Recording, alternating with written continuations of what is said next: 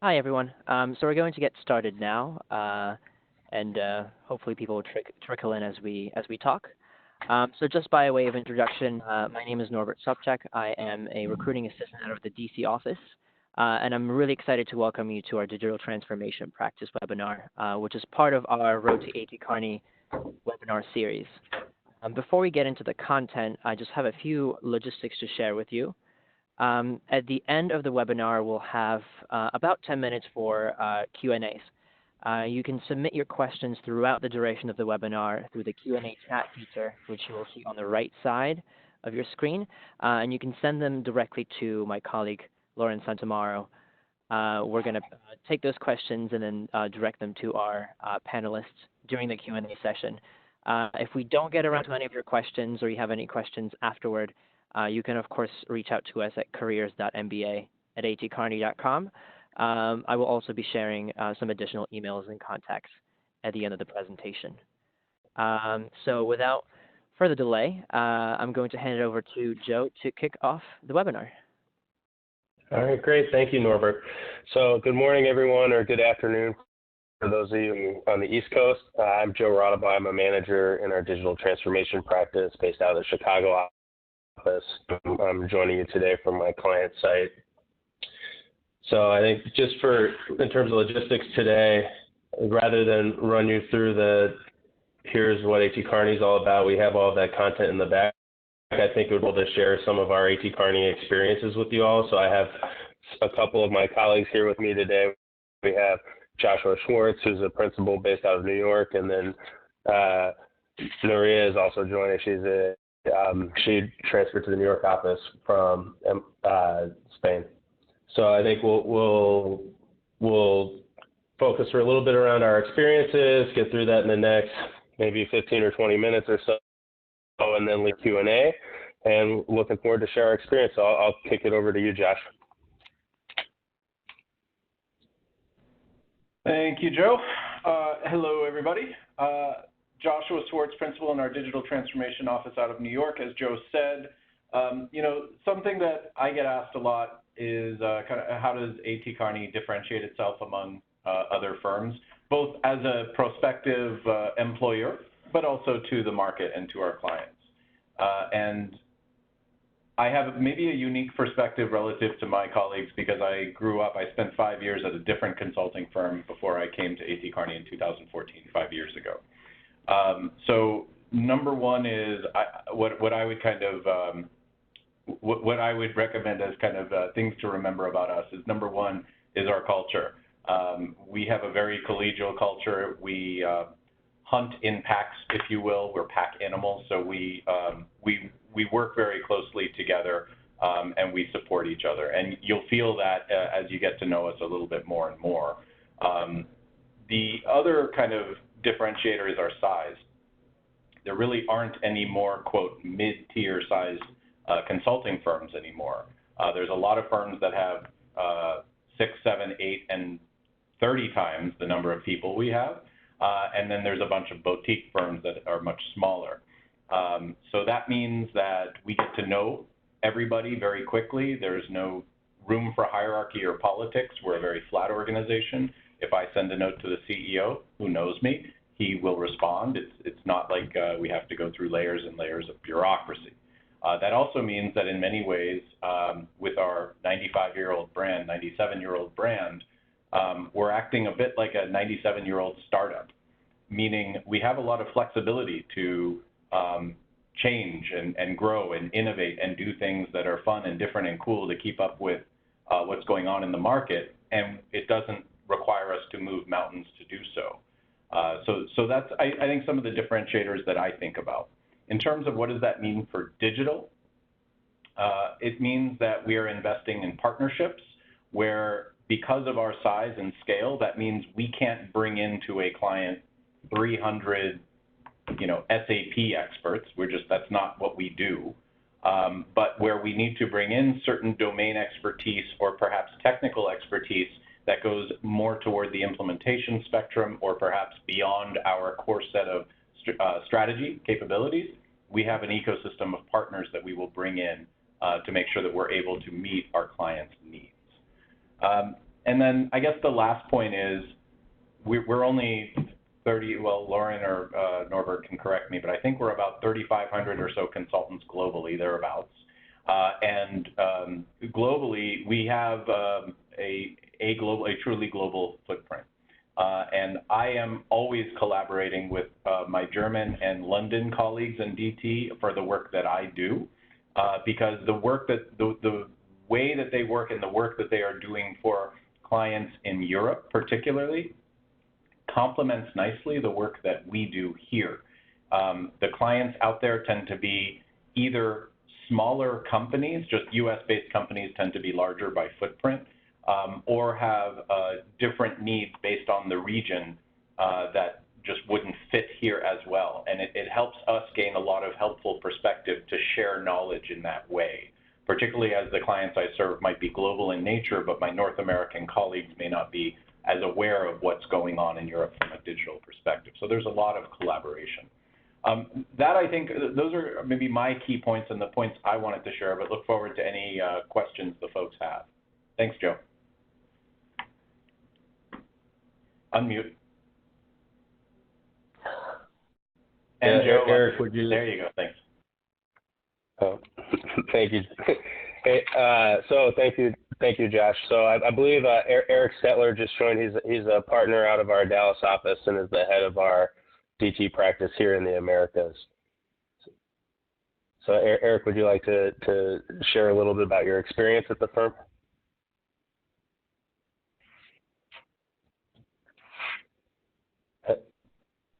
Hey, Eric, you might be on mute, maybe.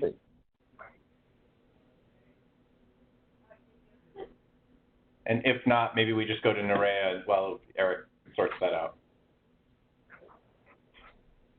Yeah, I guess I can start. Can you hear me? Yes, we can. Perfect. So while Eric gets the audio connected. So yeah, hi everyone. As Joe was sharing at the beginning, I am Nerea Sasa. I am a consultant in the New York office, part of the digital transformation practice. But I actually started working at Kearney in the Madrid office in Spain, just before coming to the US for business school. And then I transferred, I would say both regionally, so from Spain to the US, but also I moved practices. In Spain, I was working in the general practice where I had the opportunity to, apart from working across industries, work across a very different wide set of topics for clients, from like strategy, operational improvement, some digital, but not much, and organizational topics as well. And then when I transferred, I decided to join the digital practice, first because, of course, technology is a very important topic and knowledge area that I wanted to learn about, and I thought it would be a great learning experience for myself. But also, the digital transformation practice is a global team, is growing, and I wanted to be in a team that had a huge growth mindset and setting and contribute to that. So I wanted to share with you some opportunities that specifically the digital transformation has offered me. So first, again, thanks to the digital transformation practice, I was able to do this transfer and move from Spain to the US. And the digital transformation practice was like really welcoming to the US team, and that's actually driven by what Josh was sharing earlier, the global collaboration that we have within the practice. So I had the opportunity to work with some digital transformation partners in Europe, and then thanks to that collaboration, I was connected to Eric and some other people in the practice, and was able to move regionally.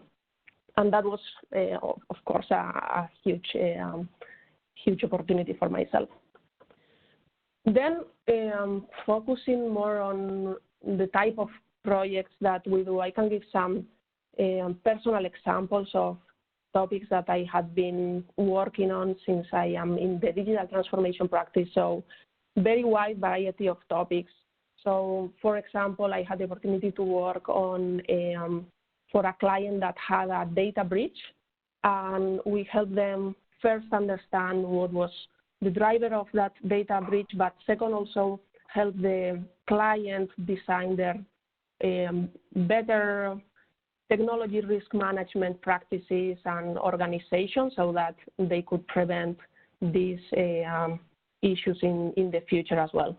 And now, for example, I am working for a technology giant that basically it's looking to improve the margins across the enterprise, and we are helping the client in this journey to improve the margins and then also report to the street all first the plans and then how the execution that we are doing will reflect in the numbers. And maybe some ideas or as well of what type of collaborations that we have outside of projects. So there is a lot that you can do, and I think that Kearney is an amazing firm because whatever you want to work on, you have opportunities to engage. So it is like really entrepreneurial. And one example that I wanted to highlight is our Women in Digital Network. This network is basically a group of women in the firm globally that either work on technology topics, but also can be anyone that is interested in digital. And it is a fantastic way to interact and get to know like-minded people in the firm globally and work together in different initiatives.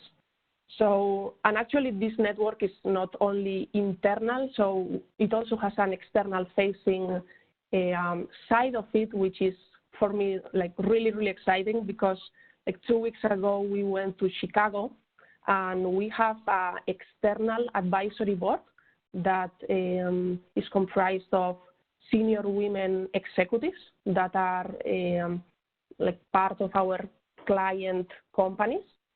And we had a day-long meeting to interact with them, get to know them, have discussions on topics like from more like content-related topics specifically in technology, such as how to scale with digital or how AI is impacting governance of companies, to topics on like mentorship and how these women executives think about mentorship, building their own boards of directors and advancing their careers.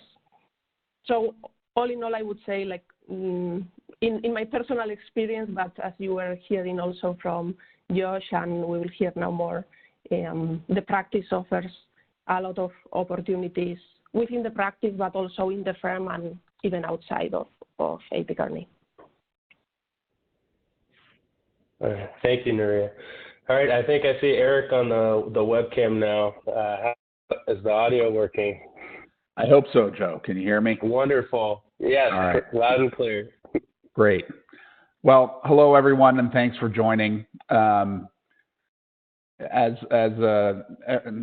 think it was Joe who said it in the introductions. My name's Eric Stettler. I lead our digital transformation practice. You know, when you have opportunities like today where you can share a little bit about the experience, I started to reflect a little bit on my journey with the firm.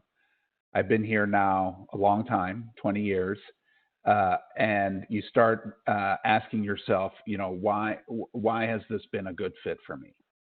And you know, I think you've already heard about the nature of the work we do.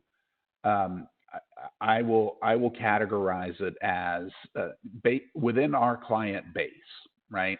Clients typically come to us for their most important strategic problems and initiatives, turnarounds, major restructuring, revenue, cost problems.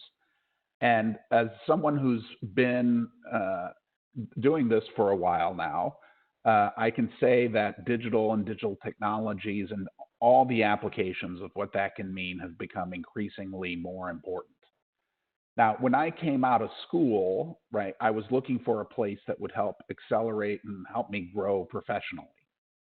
I was actually anticipating only staying a couple years, but I very much grew to like the work. I felt constantly challenged and engaged, and found a great deal of value in the work that we were doing. And I think Josh mentioned it around a very collaborative environment to work. And you have apprenticeship and personal development, I think, are core to the way the firm works, and the importance of developing our people. And I also think one thing that sometimes gets neglected is that when companies hire us, right, they have made a decision that a piece of work is of strategic importance. And they usually put their best people on it as well. And I look back early in my career, and I feel like I've learned most, obviously, from my A.T. Kearney colleagues, but you also get access to really strong leaders within the client organizations. And the opportunities to develop from there are just, I found them, tremendous for me personally. And I feel like my development continues to this day. It's not necessarily the easiest job, but it is a job that I find incredibly interesting. I value the relationships that I have within the firm and with my clients. And I feel like what we do is important and meaningful. Also, as I look back over kind of my personal development and why I felt that A.T. Kearney is a good fit for me and Josh mentioned we are one of the last mid-sized firms. There are fewer mid-sized firms. It depends how big you draw that circle. But one of the opportunities that affords you as a consultant within A.T. Kearney is you do have the opportunity to work on a broader range of topics, right? Let's say you enter a firm with tens or hundreds of thousands of people. The level of specialization that type of scale affords is very, very specific. So you end up, going very deep in one topic. What I've been able to do, and what I see most people at A.T. Kearney able to do, is to work across a broad range of issues.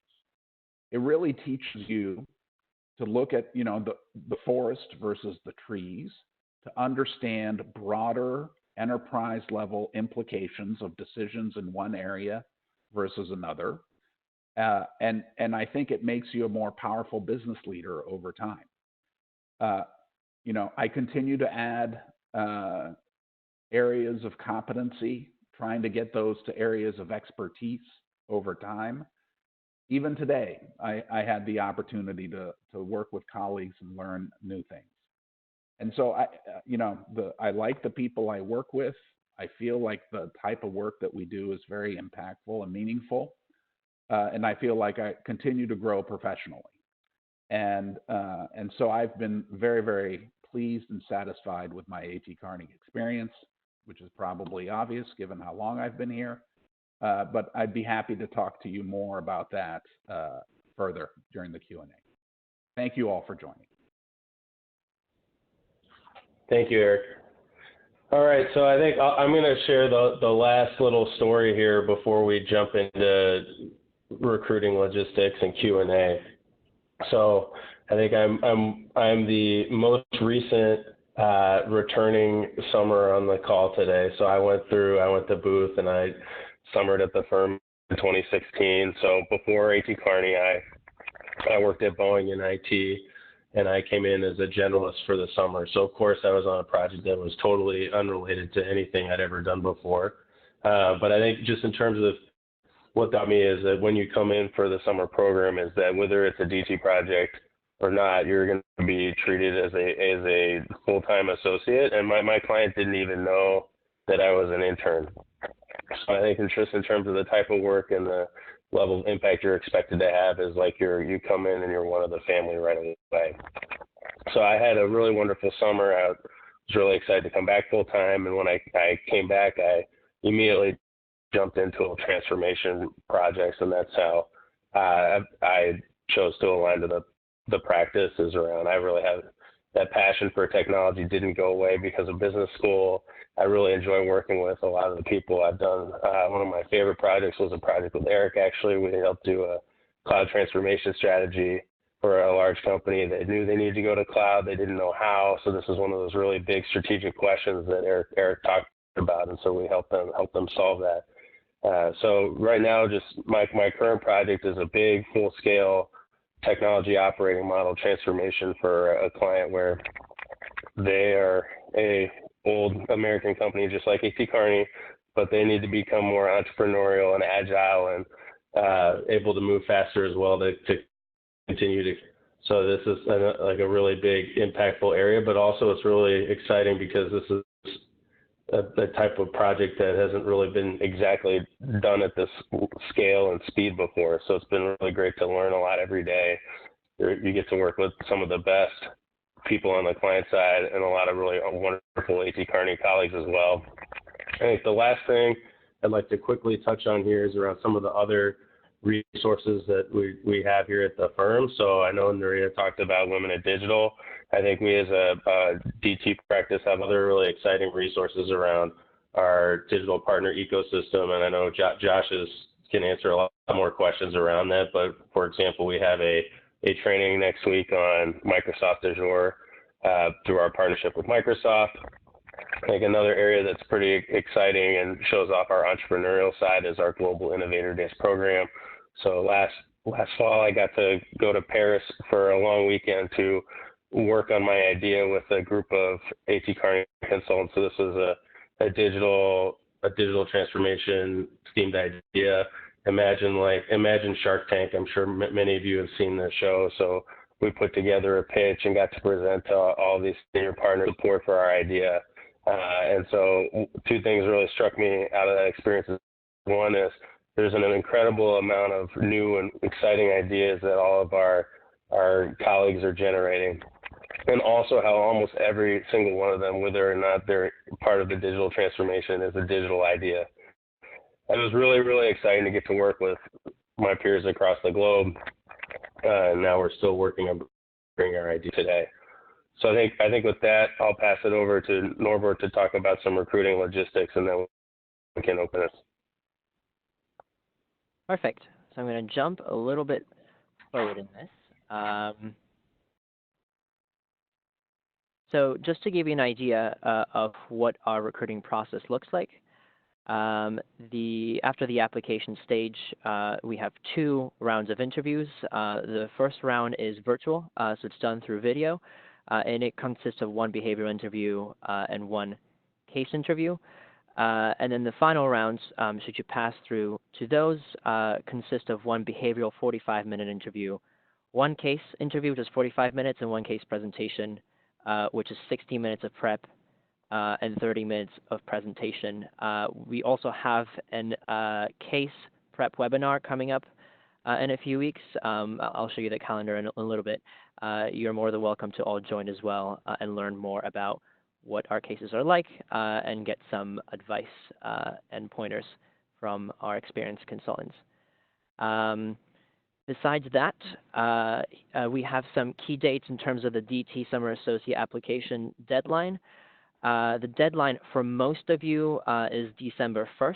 I believe Kellogg and Booth is a little bit later. If you're a Kellogg and Booth student, the deadline is, I believe, December 15th. But I would encourage you all to check in with your career services websites and find the applications there and read all the details in that. And Lauren Santamaro, who is online currently and taking your questions, she is the DT recruiting lead. So feel free to reach out to her as well if you have any questions in terms of application logistics. first and final round interviews. With that said, we're going to jump right into the Q&A so we can keep talking about DT.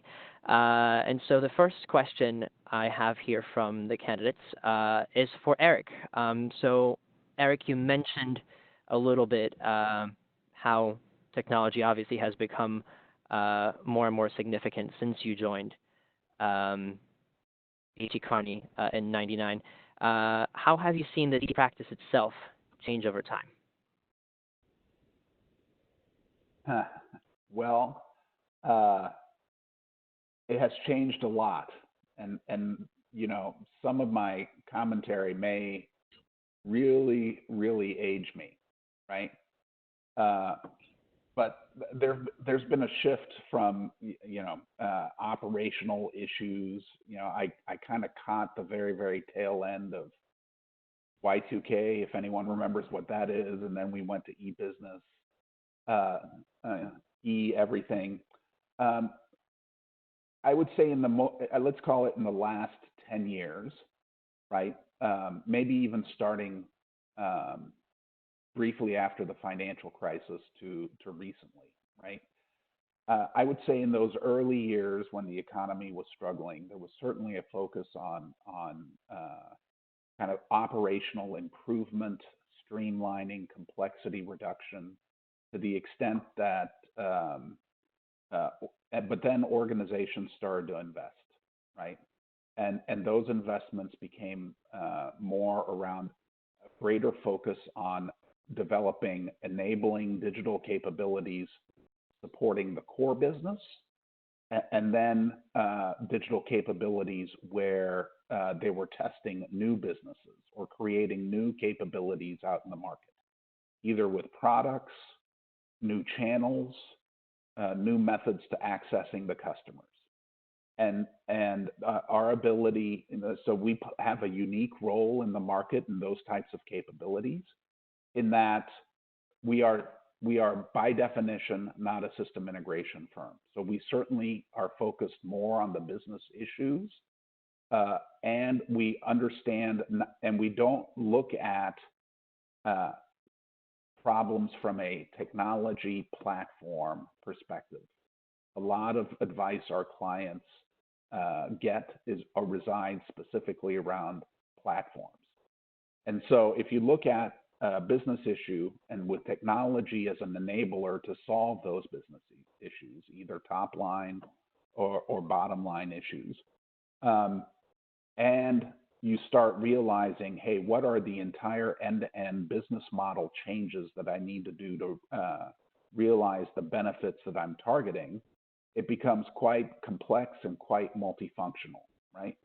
The way AT Kearney is organized is actually allows for collaboration across digital, our business practices, our other service practices to help that end-to-end business transformation. And so, and as a consulting firm, we've built new capabilities. So we have developed an ecosystem of additional partners. We've invested heavily in our data analytics capabilities. We've grown the capabilities that we need to be successful with our clients, recognizing that we are, a business advisor, not a technology firm that looks at digital as an enabler to solving business problems. I hope that answered the question. Thank you so much. Next question is more around staffing. So maybe Eric or Josh, you could help us out with this one. How does AT Kearney differentiate digital transformation projects? Is staffing different? Can there be overlap between digital and generalist projects? Sure. And Josh, maybe I start and you can pick it up. Sounds good. Yeah. So I'll start by saying there are very few projects that are strictly just a digital project. I mean, if I look back on kind of the portfolio of different client engagements I've been on, I can't really think of one where I wasn't collaborating with some other members of the firm. But there are certainly projects that index more to digital, where that is kind of the primary capability area that we're drawing from in the firm, and other times we are part of a broader team. Staffing overall is managed holistically for North America, including Canada. Mexico is a little different, but I think because of the language and some of those challenges. And effectively, we try to do a matching two ways.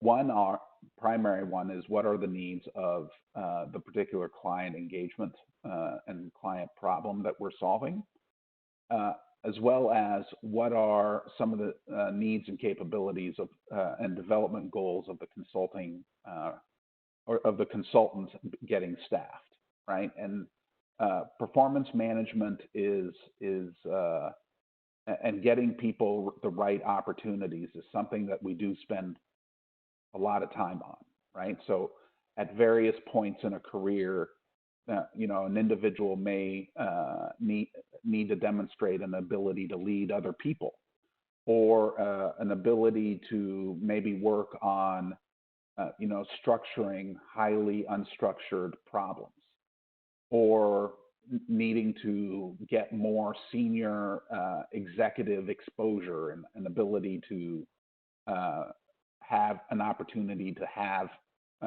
presentation and one-on-one discussion times with senior executives.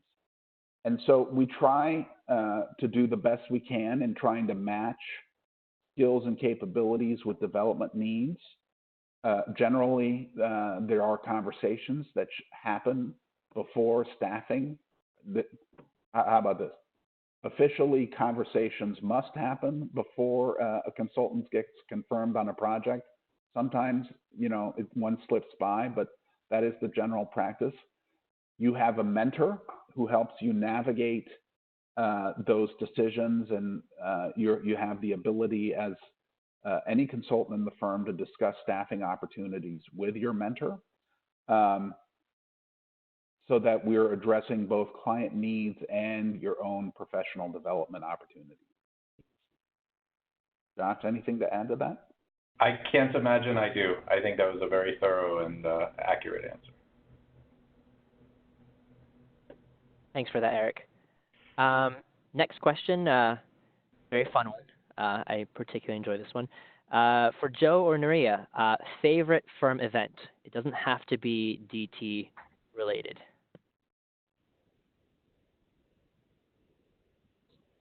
Sure, maybe I'll start. I think besides getting to travel internationally for Global Innovator Days, I think one of my favorite events in the Chicago office is our summer party. So I help plan that. I've helped plan that the last 2 years. So typically we'll go and get some space at a rooftop or at a patio near the office and invite everybody. So we'll have several hundred people there. So I think this past time we were on a rooftop in Chicago, and it was the offer day for the Wave 2 summer. So it was a very joyous and fun occasion. Yeah, for me, 2 events to highlight. One, the All Hands event that we do for all the people throughout the Americas. So from Canada to Brazil and Colombia. In January, we had the opportunity to gather all together in one place and learn about firm strategy, leadership updates, but also, of course, get to know the different people that we work with, sometimes on the phone or remotely, and had a lot of fun on that one. And actually, last Friday, I had the opportunity to also participate in a very nice gathering for the Latin and Hispanic network in the Americas. So again, this was an amazing opportunity to get to know people face to face and also discuss about our experiences and have a lot of fun. Thank you both. So a quick question for all of you. So any of you can jump in. How does the practice stay connected when you're all in various offices? So how does that DT community grow and stay close to one another? This is Eric. I'll go last. Sure. This is Josh. Sure. We have a lot of collaboration tools at our fingertips. Some would say too many. Video conferences such as this is a tool that we use. But more importantly, it's about making sure that we're engaging with each other meaningfully, regardless of the channel through which we do that. When I'm right now working at a client engagement where I needed somebody who's an expert in a particular aspect of the project I'm working on, and I know that that person sits in Germany. And so we, for a few days, had twice weekly calls. It could be a phone call, but in terms of how do we do it, again, because of the size of our firm, I know who the experts are, I know how to reach out to them, and they're very receptive. They'll answer the email, they'll answer the call, and then we do have a lot of kind of those tools to facilitate that. I would also add every month we have, I think the next one is today actually, we have a monthly global DT call where everybody on the practice will dial in. So my project team actually is showcasing our work next week. So that's one way we get together and we share knowledge. Again, just in terms of the informal structure, I think to Josh's point, if I've ever asked for help or on any topic related to technology, if I'm not the main expert, I've never had anybody say no, and everybody has always responded within 24 hours or less. Yeah, I think we also have some additional opportunities through like training sessions where a lot of the people from the digital transformation practice gather in a location and learn about, for example, last year we did a predictive analytics training. So that's another way to also get to know each other and start collaborating in the future. And then we also have, apart from the monthly discussion that Joe was mentioning, we also have in-person digital transformation meetings that we organize. I think they are once a year. And then more regularly at office level, we do happy hours or lunch gatherings, and that's also great to like engage more with people that you are not maybe directly working on a project or an initiative, and have a more fun setting to get to know each other. Thank you all for that. Good question just came through, and maybe I'll direct that at Joe, but anybody can jump in. Anytime ATK, do you have any time ATK faced limitations in technology applicability or suggested a solution which might be too disruptive? How does ATK accelerate and deepen capabilities of their consultants and the firm to stay ahead in digital?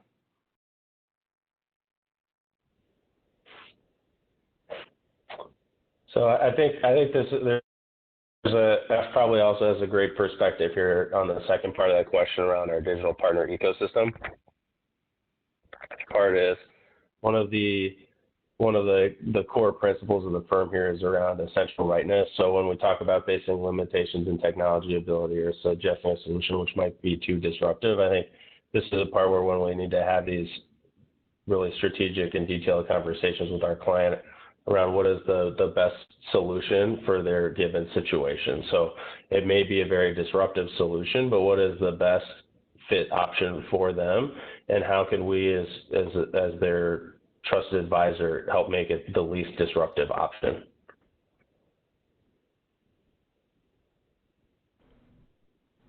Yeah, I guess the only thing I'll add is Nerea pointed to partner-led training on artificial intelligence, and we've got another one on disruption in retail. So we, in addition to organic means, we also leverage our partners such as Microsoft and others who will come in. We'll go there and have offsites and meet with them and learn what they're doing and working on and so forth. But another thing is we do have formal and informal trainings that they'll conduct, or we'll have other partners come in and conduct based on actual learnings and emerging trends in the market. If I could just add a little bit, there's probably the official answer to this, and I'm going to fight the urge to be completely thorough in my answer, but a thing a consultancy does is manage knowledge and information, right?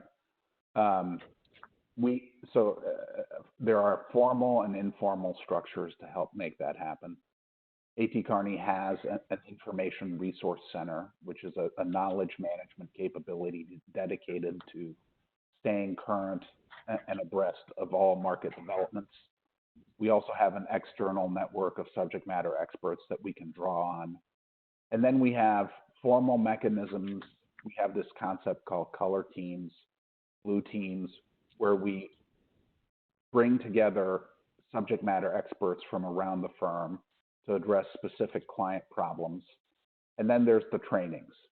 There are the webinars. We have a digital academy, which is a formal training day.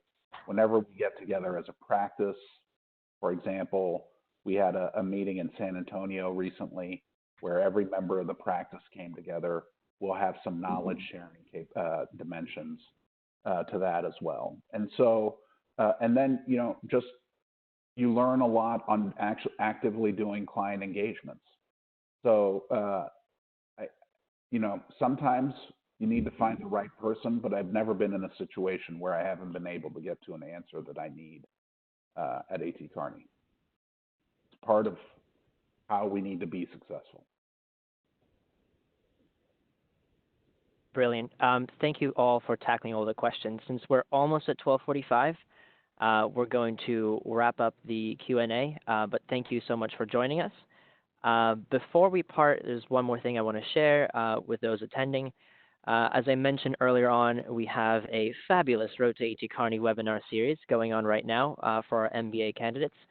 As you can see, I've included some of the past webinars. You can actually find recordings of those webinars on our website.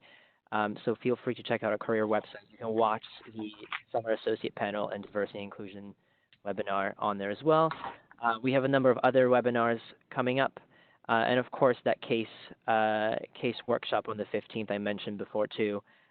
So if I zoomed too quickly through some of our details about the first and final rounds of interviews, you can of course join us for the other webinars, ask more questions, and learn about our cases. If you have any questions after the webinar, feel free to reach out to any of us, or you can also use the careers.mba@atkearney.com email.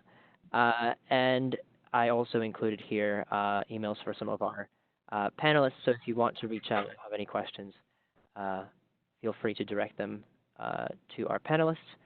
Again, thank you so much for joining today. I hope you enjoyed our webinar, and we hope to see you again at our future webinars in the coming weeks.